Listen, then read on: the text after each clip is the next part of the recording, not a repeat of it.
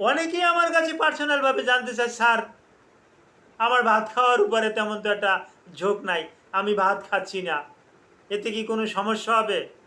ওই তাকে বলি, ভাই আপনার মতন তো আমারও একই অবস্থা, আমিও তো ভাত খাই না, ভাতের উপরে আমারও একটা রুচি নাই। তাহলে স্যার আপনি আপনি কিভাবে বেঁচে আছেন, কী রকমের কী করেন?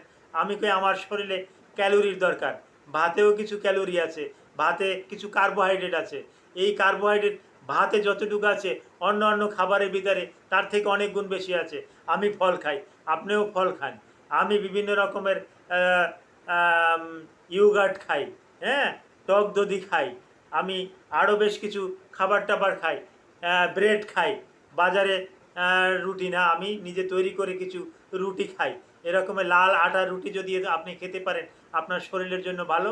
হ্যাঁ, শাকসবজি বিভিন্ন রকমের ভেজিটেবল খাবেন, ভাত বেশি না খেলেও আপনার চলবে। Thank you all.